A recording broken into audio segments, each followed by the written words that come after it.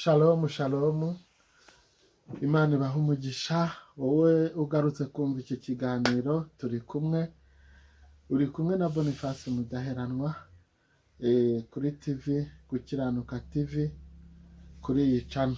Imana ibahe umugisha. Tugiye kuganira ikiganiro kigufiya, umbabarire utega amatwi rwose, kandi aho uri hose, waba uri mu Rwanda, waba uri mu bihugu duhana imbibi, waba uri muri Aziya, Amerika, Afurika, Uburayi, Oceania ndetse n'ibirwa, ukurikiye iki kiganiro, Imana iguhe umugisha. Tugiye kuganira ku ijambo rivuga ngo dore igihombo, dore umwaku. Umwaku, kugira umwaku biturutse ku butamenya. Umwaku ni iki? Umwaku ntabwo ari wa mwaku uvuga ngo kanaka atera umwaku, uriya nteye umwaku, uriya atera umwaku, uriya oya. Hari umwaku tugiye kuganira wokamye abantu, ugiye kubamenurira mu kurimbuka. Ijambo ry'Imana riravuga ngo nonkeje abana, ndabarera, ndabakuza, ariko bamaze gukura barangomera. Ngaya magambo Umwuka w'Imana akuzaniye. Nonkeje abana, ndabarera, ndabakuza, ariko bamaze gukura barangomera.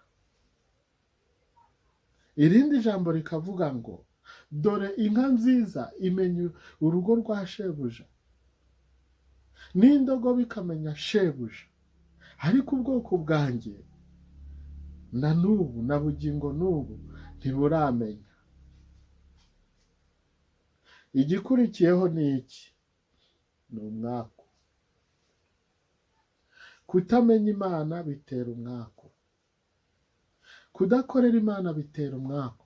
Kutumvira ijambo icyo Imana ikubwira bitera umwaku. Nutumva impanuro ngo wumve icyo ijambo ry'Imana rikubwira, uwo ni umwaku. Imana iguhe umugisha wowe wumvise. Icyo tugiye kuvuga ni iki? Tugiye kwiga uburezi. Tugiye kwiga ku burezi. Uburezi, turiga n'uburere, ariko ikibanza ni uburere. Uburere ni imico, uburere ni imyitwarire, uburere ni imigendere ihesha abandi, ihesha abantu, ihesha ababyeyi, ihesha abaturanyi, ihesha abanyagihugu, ihesha abaturanyi umugisha. Ubwo burere buri hehe? Banyarwanda, banyarwandakazi, uburere bwanyu bumeze bute? Uburere bwanyu buhagaze bute? Ntabwo kugira uburere ari ukugera imbere y'abantu ngo upfukame uhonge rwose, uce bugufi, ubundi ugenda ugaragara neza. Uburere bugomba gukora mu bice bitatu. Bugomba gukora ku bantu, bugakora ku gihugu, bugakora no ku Mana. Kandi uburere Imana iguha iba ishaka ngo ni donadona. Donadona. Donc Imana iguha uburere, yamara kubuguha nawe ukayiha icyavuyemo. Ngo aho kurata imbehe, aho kurata icyo ugabuririraho umwana, ujye urata wa mwana wagabuririwe kuri cya kintu wamugabuririyeho. Imana iguha uburere kugira ngo bwa burere ububyaze umusaruro, nawe ugire ikindi uyigomba uyiha. Umubyeyi aguha uburere, yamara kuguha uburere agashaka yuko nawe ububyaza umusaruro, imbuto zivuye muri bwa burere yaguhaye zikakugarukaho. Icyo utanze nicyo uzakira, wa mubyeyi. reka mbabwire babyeyi murangaye ku burere bw'abana banyu, babyeyi mutigeze mubona ababarera, mwihangane mwihangane, icyo ni igihombo. babyeyi mwabaye imfubyi mukiri abana mutararerwa, nanjye ndimo, mwihangane. buriya hari ubwenge, hari amahishurirwa Imana igenda iha buri mubyeyi aza, atari ba babyeyi nari ngiye kuvuga gutukana, atari ba babyeyi b'ibigande barangarira mu mico, kuko buriya umuco, karande n'idini, ibyo bintu uko ari bitatu birimo birica uburere bw'abana, birimo birica uburere bw'abantu. wowe ukabyara ukohereza mu idini, ngo idini rizabitunganya, ngo nzabona umwana wanjye ngo muhamagara akanyitaba karame, namutuma akanyaruka, idini rizabitunganya, wowe ukigaramira mu gitanda. ubwo nohereje umwana ku ishuri nkaba menye minirivare ye n'imyambaro n'ibikoresho, nibyo nagende nzamubona ari umugabo ameze neza. za esikariye zawe agomba kuzamuka ukamuzamura, ahubwo umushyikiriza Uwiteka Nyiringabo, ukamujyana umugeza muri rya shuri, wapi! uburere butatu ahise atakazamo bumwe bw'ababyeyi kandi bakiriho. kubera icyo abana banyu batakaza uburere bwanyu bakiriho, kandi Imana ibavomereramo amahishurirwa y'ibyo mugomba, ya bezuwe z'uburere mugomba guha abana banyu. ikiriho ni iki? ni uko uburere butatu, uburere bw'ababyeyi, uburere bw'Imana atari idini, n'uburere bw'amashuri. ufashe uburere bw'ababyeyi ugafata n'uburere bw'Imana, bushobora gutuma n'amashuri hari ibyo umenya mu mashuri utarize, utabonye amahirwe ngo ubone ubushobozi bwo gukurikirana amashuri, ariko ukagira ubu burere bubiri, bugufasha kubaka umuryango nyarwanda, umuryango, ukubaka igihugu, ukabera n'igihugu umugisha n'abanyagihugu umugisha. Imana ishimwe. ubwo icyo Umwuka Wera ashaka kubabwira ni iki? wibyara ngo uhereze idini, ngo umwana aragenda akuremo uburere, wowe wicecekere, inshingano nk'umubyeyi uraziretse. noneho wa mwana rero aragiye, yadukanyeyo imico yo kuririmba gusa, kubwiriza ubutumwa gusa, guhora agenda. si cyo washatse se? ariko mu mibereho ya buri munsi hari ubundi buzima Imana imuteganijemo buzafasha abandi. swati azaba umuganga, swati azaba umucuruzi ajya aha abantu serivisi, swati azaba umuntu runaka Imana ishaka kugira icyo yagize cyo kuko burya Imana ikugira icyo uri cyo mbere y'uko na nyoko agusama. hariho negosiyasiyo ziba hagati y'Imana n'imbuto iri mu nda y'umubyeyi wawe. nta wundi Imana igisha inama, iravuga ngo nihavemo uru rubuto nzarubyaza uyu musaruro. Imana, twebwe turi ibisarurwa by'Imana, ntabwo ari twe twigenga, si natwe twishyiraho. nta nubwo gusamwa kwacu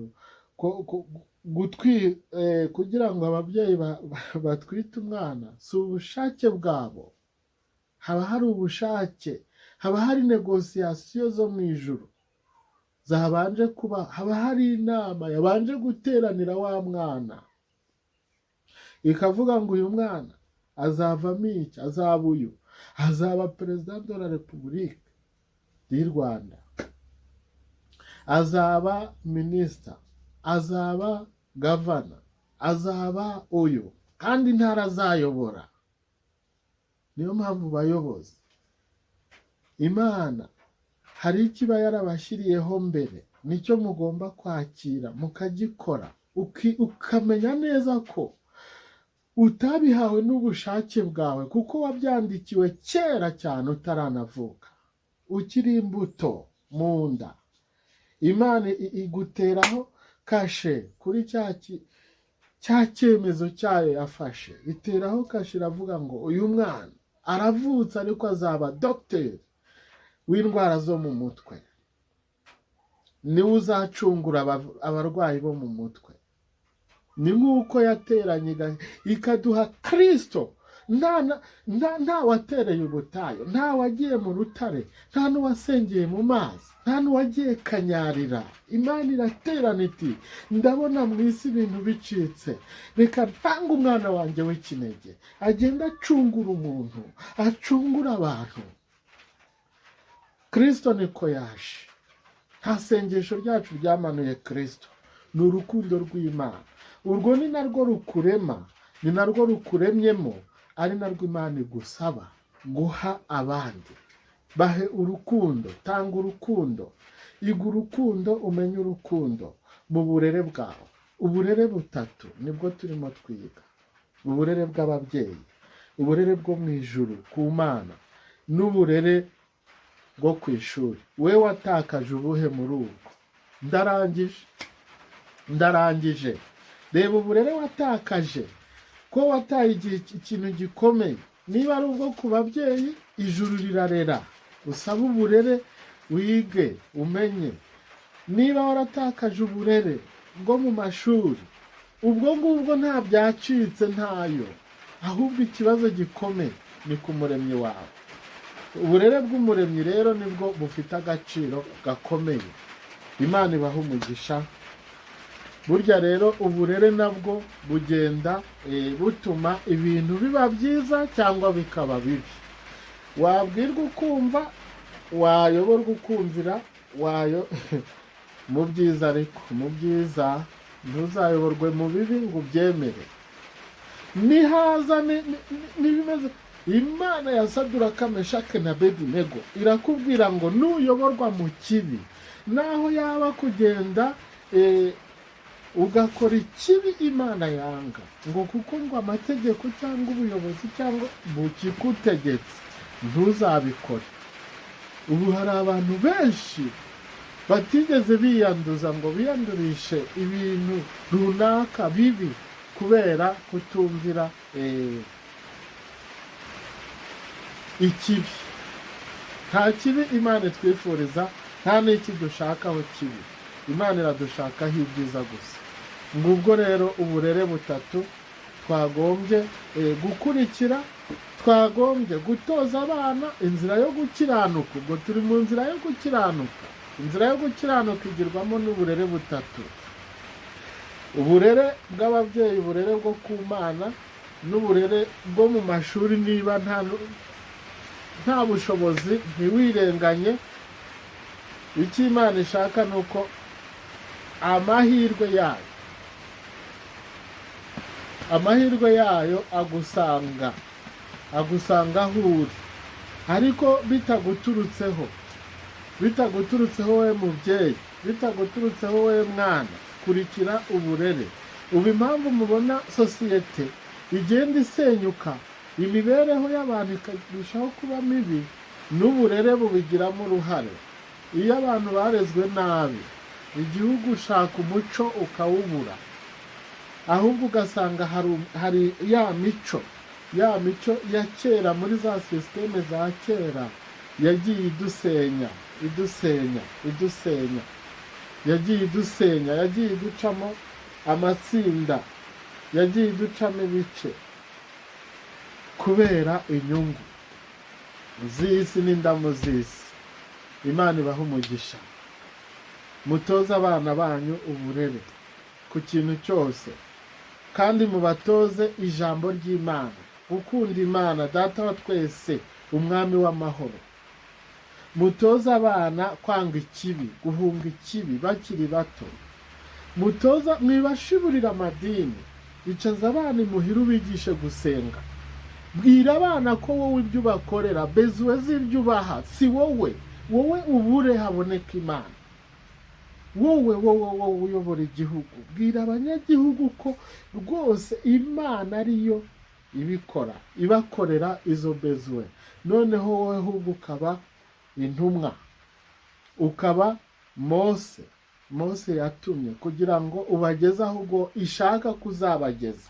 Ntabwo uzabageza aho ushaka, ahubwo urabajyana ubageza aho ishaka ko uzabageza, ukahabageza. Ni ikimana iyo yaba twakoreraga muri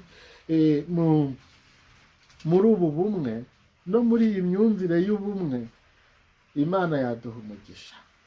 Wowe uyoboye abakristo, uyoboye abantu mu buryo ubu n'ubu cyangwa ubundi, wowe uravura, uri umudogiteri, wowe uri umusirikare, undi ni umupolisi, undi ashinzwe ibi, n'undi ni umucamanza. Hari aho Imana ishaka ko uvana abo bantu aho ubageza n'aho ugomba kwifuza kuzabageza, niho ubona umugisha.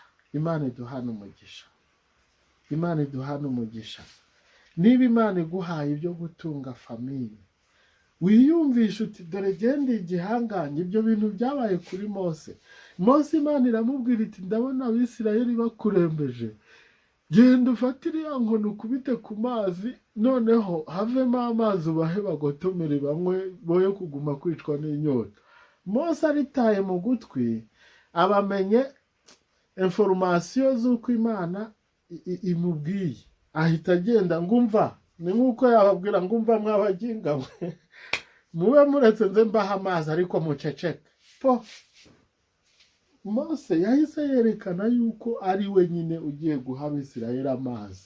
Bati muretse turebe ko atatubeshya. Akubitaho koko babona igitare kirayamishije, baravoma baranywa bashira inyota, ntibongeye kwicwa n'inyota. Ariko Imana hahise havuka ikibazo gikomeye hagati ya Mose n'Imana, kuko yari yamaze kurondora umutima we ko bya bintu akoze, yahise abyishyiraho, avuga ko ari we ugiye kubaha amazi. Ntiyavuga ati mwumve buriya rero mwitonde, ibindi byose Imana yabihara, yabyihorera ikanabireka, ariko ikintu bita icyubahiro cy'Imana, ibi tuzahora tubibabwira tubivuga, nindakorwaho. Icyubahiro cy'Imana iyo ugiye kugipfobya ugashyiramo ibyawe, ugajugunya icyubahiro cy'Imana hariya ku ruhande, jya ku ruhande, jya ku ruhande. Ubu ni jyewe n'abantu, ni jyewe n'abantu bande b'Imana. Itonde, genda gahoro. Ntabwo ari we n'abo bantu, ni Imana nawe nabo. Bigenza utyo, ni Imana nawe nabo, kuko buriya bwoko bw'Imana naho baba harimo abanyabyaha, babandi bya byaha binuka, bya bindi bizira no kumva, byatuma isi irara izimye. Imana irabyihanganira, kuko n'ikimenyimenyi iyo umuntu arimo akora icyaha, Imana imurindira muri icyo kintu, akagenda akidegembya, ntabwo ihita imurimburiraho. Kubw'ubuntu bwa Kristo amaze kuza, yahise arangiza byose. Ubundi kera wacumuriraga aho ngaho, ubutaka hahandi uhagaze, Imana igahita ikwereka ko ariyo nyiri byose, bukasama, igahita ikomanya, bikarangirira ikibazo kikaba kirakemutse. Wakwihimbaza gutya ikavuga ni uko ubigenjesha, asama koco, igahita irenzaho, ikaguhashyingura. Nta n'itabaro, nta no kuvuga ngo nimuze mu ntabare nagize ibyaha. Oya, yahitaga ibirangiriza aho ngaho. Ariko kubw'ubuntu bwa Kristo, kubw'urukundo rwayo, yaravuze iti reka ibi mbihagarike, umuntu wese agendere mu buntu, umuntu wese agendere mu bushake bwe bw'imyumvire ye, ahitemo icyiza cyangwa ikibi, agikurikire, yakire ibivuyemo.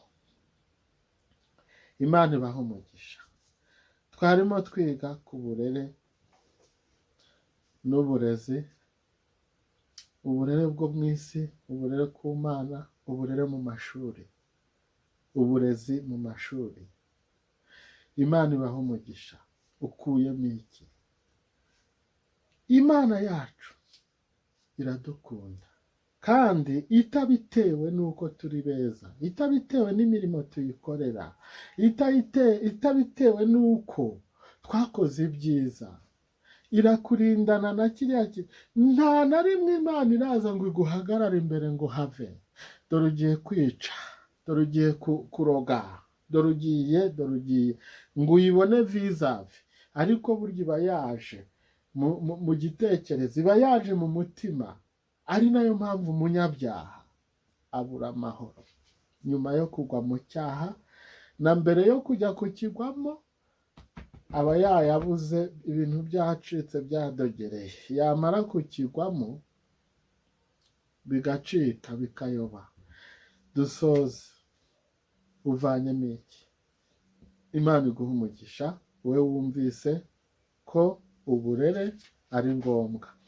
Uburere kuri wowe, niba hari ubwo watakaje, naho waba ubaye umaze gukura, umaze kuba umusaza, umaze kuba umukecuru, ukeneye uburere bwo kwinjiza mu misazire n'amasaziro meza, uburere bwo ku Mana. Niba waratakaje ubw'ababyeyi cyangwa n'ibyo bakubwiye warabyibagiwe byinshi, ariko icyo Imana yavuze ntikisibangana. N'icyo yakuvuzeho niyo ikizi. Twabivuze ukiri urubuto, n'intanga itarafata ngo umwana ajye mu nda. Ibyo Imana yari ikuzi. Niyo mpamvu dukwiye gukurikira cyane uburere bwo ku Mana, tutabiterwa no gukurikira amadini, ahubwo tugakurikira icyo ijambo ry'Imana rivuga. N'ayo madini muyajyemo rwose, nta kibazo. Ariko ku ruhande rwawe, wowe n'Imana, atari we n'idini, oya, wowe n'Imana muhagararanye mute? Iryo dini ntirigufasha kugira ngo urebe ijambo, ariko hari umwuka wera, hari umwuka. Ni kenshi mbabwira yuko ni kenshi hari umwuka wera ubu ukeneye kugira ngo akumenyeshe ibyo. Umuntu, ntugahure n'umuntu wasomye Bibiliya nta mwuka wera, ziba ari inyuguti. Niyo atangiye gusoma asoma n'ahantu hari amagambo aryoshye, inkuru ziryoshye, dore aba ari mu gitotsi, uburiri buhita buba kure ye ahubwo ngo yirambike. Niyo mpamvu rero buriya haba hari impamvu. Iyo hari umwuka wera, usoma inkuru za Gideyoni ugahita wumva ni ibyawe. Ugasoma inkuru za Mose ukumva ni wowe. Ugasoma inkuru za nde ukumva ni wowe. Ugasoma, umwuka wera akajya aza akakubwira ati dore nawe ni uku, dore nawe ibyawe ni ibi, dore nawe wagombye guhinduka, dore nawe wagombye guhinduka kubw'ijambo. Imana ishimwe. Dusenga Imana. Uwiteka Mana igira neza, Mana ishobora byose, Mana yaremye byose, Mana izi byose, Mana iba hose, Mana iri hejuru ya byose. Uri Imana omnipota, omnisia, omnipresa. Uba hose, uzi byose, ushobora byose. Ntacyo tuguhishe Mana. Nkweretse umukumbi wawe, nkweretse abantu bawe bakurikiranye iyi TV, kugira ngo ubahereho umugisha, kandi ubahere kumva icyo bashakaho. Ubaheremo uburere, ubaheremo kunguka, ubaheremo kugira icyo bakuramo. Ntabwo umuntu yakumva ibintu byose bingana gutya ngo aburemo n'icye na kimwe. Urakoze rero. Uwumvise akumvira, uvomerera ibyo, kandi umuhe isoko idudubiza muri we, imuhesha imigisha, imuhesha ubugingo, imuhesha gukomeza kunyoterwa n'ijambo ryawe. Tubyambaje twizeye izina rya Kristo Umwami wacu. Amen, amen.